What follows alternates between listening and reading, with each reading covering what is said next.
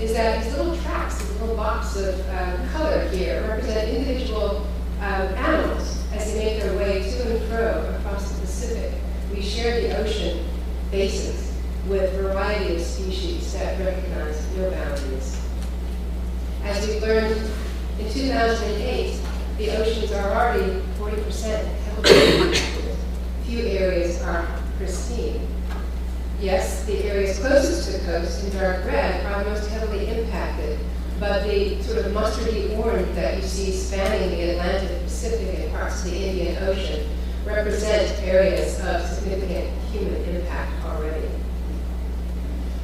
We are not totally in the wild, wild west. We do have a governance framework that is built on 400 years, if you will, of customary international law. The law that says we shall do no harm to our neighbors or to areas beyond national jurisdiction. The Law of the Sea Convention, which provides the overarching framework for how we govern and manage human activities related to the oceans within and beyond that 200-mile exclusive economic zone. The Fish Stocks Agreement, highly migratory extravagant fish stocks, operate through a series of regional fisheries management organizations and conventions. Shipping waste dumping, seabed mining, we have major uses under control. The Law of the Sea Convention sets forth a very firm, vigorous framework for managing ocean space. It recognizes the freedom of governments to use ocean space beyond national jurisdiction, but it introduced this new concept, it codified, if you will, put it in black and white, the fact that nations also have duties to conserve the marine living resources, not just the fish that they're targeting, to protect and preserve the marine environment, including rare and fragile ecosystems and habitat, to cooperate for these purposes, to control their flagged vessels and citizens beyond national jurisdiction, and of course to comply with other international legal obligations.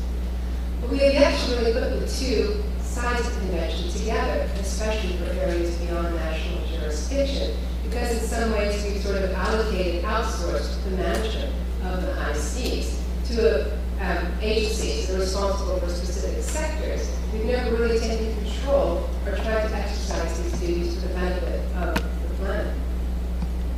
So I'm going to take this down a little bit to the nitty-gritty to look real from a brief moment at the Sargasso Sea, which is a place dear to my heart, Sylvia's heart, and many people's hearts. It straddles the several million square kilometers of the Atlantic Ocean. It's a plant-based ecosystem, not something you expect in the middle of the sea. But it's held together by a vast gyre that both keeps everything within and helps to concentrate it, both plastics as well as the sargassum weed that provides habitat for numerous species such as these hatchling sea turtles, dolphin fish, and endangered birds and flying fish. That provides a migratory route for many threatened and endangered whales, sea turtles, sperm whales down there, as well as tuna. But we are confronted with a vast sea of blackness, of regulatory gaps. First of all, with respect to biodiversity convention, I'm sure most of you are familiar with the Convention on Biological Diversity, but the language of the convention specifically excludes the components of biodiversity beyond areas of national jurisdiction. It sounds very legalistic, but what it means is that we have no legal convention or framework that has urged governments to establish marine protected areas beyond national jurisdiction. The Law of the Sea Convention does not contain the word biological diversity. It established as it was in 1982. It reflects 1970s concepts of conservation and environmental protection, mainly based in pollution. So now we know enough to identify hotspots for species to congregate, where they live, to breed, to feed. We do know enough to say there may be areas that if you're going to fish, they're better not to fish if you want to avoid bycatch. We have calls since 2002, 1992, really for comprehensive systems of marine protected areas. Yet we have nothing in the international legal framework, as I said, that applies to the International Seabed Authority as we're rolling out plans for exploration and exploitation of deep sea mineral resources beyond national jurisdiction. How do we make sure that these protected areas, systems are put into place in something that is likely to industrialize the floor of the sea in ways that we have never imagined possible. Thus, in terms of ecosystem-based precautionary rules, we have adopted these concepts since 1992 in the Rio Declaration precautionary approach, ecosystem-based approach. But the International Maritime Organization still adopts rules and regulations governing shipping based on distance from land.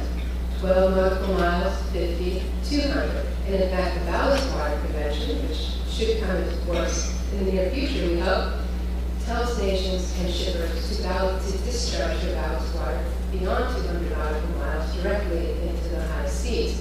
It's not a matter that it is a matter that we know it will cause harm within coastal ecosystems, but it's not that we don't know it won't cause harm beyond national jurisdiction. So it's easy to say that this is just out of sight, out of mind. We don't understand the full implications of what we're doing. If you start to look at the Sargasso Sea, this is an enclosed gyre with water circulation periods of 50 years.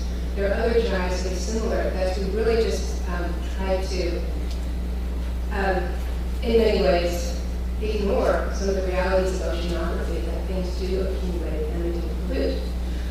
Speaking of cumulative impacts, there are a lot of activities going on out there beyond fishing and shipping that we do need to accommodate in our plans for fishing and shipping, as well as seabed mining. Looking at the growing patches of marine debris, 580,000 pieces of plastic in 1 square kilometer were found in parts of the Sargasso Sea. These are not huge, big pieces of fishing gear, although that formed a part. These are scientists who are studying, who are finding tiny pieces of microplastics in the gut of fish, in the Sargasso itself, with unknown consequences currently being studied. We have new activities on the horizon, proposals for ocean engineering, ocean iron fertilization, with people who think you can solve climate change problems by dumping iron into the ocean in order to prompt algal blooms that are supposedly going to sequester carbon dioxide into the deep sea. But as this diagram from this whole shows, we really don't know what it's going to do. And as I've heard from scientists that was told, is it's incredible how much damage you could possibly do to the environment for so little cost. We need truly a precautionary approach. Institutional gas. These creatures that brought together were found on a cruise by IUCN and the Fisheries Advancement Institute to investigate seamounts in the southern Indian Ocean. They're all new to scientific knowledge. They don't naturally occur in one place. That's sort of what our institutional framework is like too. They don't talk to one another. They're only brought together in artificial places for very brief occurrences. Even the Secretary General of the United Nations has described the international landscape as fragmented with lack of coherence and coordination. Nowhere is that brought home to me more than when I look at the Sargasso Sea, which is this tiny little square above the ground in the middle of the Atlantic Ocean. There is no regional seas program that all these other colors represent. We'll hear from Elizabeth about the few regional seas programs that do include areas beyond national jurisdiction. The Sargasso Sea has none. Okay, fisheries, also, this little thing above the gray, no regional fisheries management organization for non-tuna fishing. Governance gaps. When you go into various organizations to try to seek protection for the Sargasso Sea, conservation somehow just doesn't make it to the top of the priority list. You have to go year after year after year to plead for areas that may be protected. Many meetings are still held behind closed doors, even within the United Nations, which leads to a huge problem of accountability. We don't know how discussions are being held, we don't know how votes are being taken. We cannot hold governments or industry accountable for impacts. I'm not all doom and gloom because I do believe it's possible to bring these creatures together, to bring human society together, to start trying to better protect what we've got. Sue will talk about this some more, so I'll just briefly say the United Nations did come together and decided to establish a working group on biodiversity on national jurisdiction in 2004. And it only took 5 years, but in 2011, the group decided to convert its mandate from studying issues related to conservation and sustainable use to actually identifying gaps and ways forward. They said, okay, we will look at better implementation of existing instruments, but we also want to consider the need for a new instrument under the Policy Convention. ocean to address a variety of issues that many perceive as gaps and weaknesses in the existing framework, including area-based management measures such as marine protected areas, impact assessments, marine genetic resources, questions related to equitable benefit sharing, capacity building, and transfer of technology. Now, so how do you go about trying to fill in the gaps in the high seas framework? Well, at last Conservation Conference, we talked about 10 principles for high seas governance. I've sort of renamed them operating principles for planet ocean, but I believe they're just as valid today, and simply reflect the rules that we have agreed to apply in other contexts, bring them together for application in the high seas. Put it on top in terms of a cornerstone for how we behave, we also need to address these other elements of the package deal: environmental impact assessments, marine genetic resources, global facilitation to harmonize what's going on in the various regions, of course, technical, financial, other support, and provisions for marine protected areas. So just in closing, I'll just say that clearly, to sum up some of these points, species and human impacts transcend national boundaries. We can no longer afford to ignore the 50% of our planet that lies beyond these boundaries. The Long Sea Convention provides a very powerful tool to bring governments together for purposes they have already agreed to do, but there are also significant gaps in that framework. So we need international cooperation to address these legal gaps and weaknesses. And there are many states and organizations and scientists who are already willing to support a new agreement under the Long Sea Convention. So with that, I'll just say the ocean is in the balance. The choice of ours is slide backwards like the ship, or go full steam ahead. Thank you.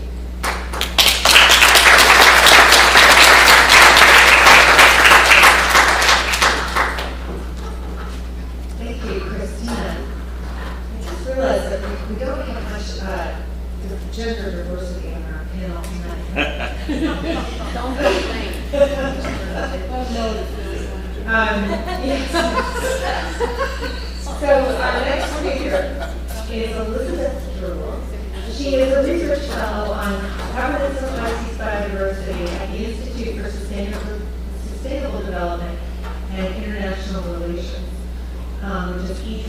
And I commend many of the documents that E3 has produced that Elizabeth has written on the high seas. They're quite interesting and good summaries of the current state of affairs. Elizabeth's current work focuses on global and regional governance regimes in areas beyond national jurisdiction, with a particular emphasis on NPAs. Elizabeth. Thank you. Good evening to everyone. It is a great pleasure to be here tonight, and I would like to thank my panelist colleagues for inviting me to speak to you tonight about regional approaches to the conservation of marine biodiversity in the high seas. Now, what I am going to present to you tonight are some of the key findings of a study that we recently published on the governance of marine biodiversity in areas beyond national jurisdiction at the regional level. And while we are all here talking about the high seas as such a global issue, some of you may wonder why looking at the regional level. Well, I can give you three answers to that. The regional level is currently the operational level. In addition, progresses made at the regional level can positively stimulate and influence discussion at the global level. And if an implementing agreement to a clause on the protection of marine biodiversity in the high seas is adopted, it will likely foresee a role for the regional level. Now, the regional approach to the protection of marine biodiversity can be found at some of its legal bases found in the United Nations Convention on the Law of the Sea, which states that states should cooperate on a global basis and, as appropriate, on a regional basis for the protection and preservation of the marine environment. And for several decades now, regional frameworks have been developed which include, but are not limited to, Regional Seas Convention, Regional Fisheries Management Organization, and various regional sectoral instruments. And all these regional frameworks have strong interaction with global organizations and instruments such as the International Maritime Organization, the International Seabed Authority, or the Convention on Biological Diversity. So what I would like to do tonight is just give you a brief state of play of the situation in 5 different regions. It is not an exhaustive list. There are other initiatives going on in other parts of the world. I would like also to highlight some of the major gaps and challenges that these regional frameworks are currently facing, and make some links with the global level. Now, the first region I would like to talk about is the Northeast Atlantic. And the Northeast Atlantic has a rather unique governance system, as contrary to most of the regions of the world, it benefits from the presence of both a regional fisheries management organization, which is the Northeast Atlantic Fisheries Commission, and a regional seas convention, the OSPAR Convention, which has a mandate over the area of international jurisdiction of the Northeast Atlantic. And interestingly, these two organizations have taken almost at the same time some action on the protection of biodiversity in international jurisdiction.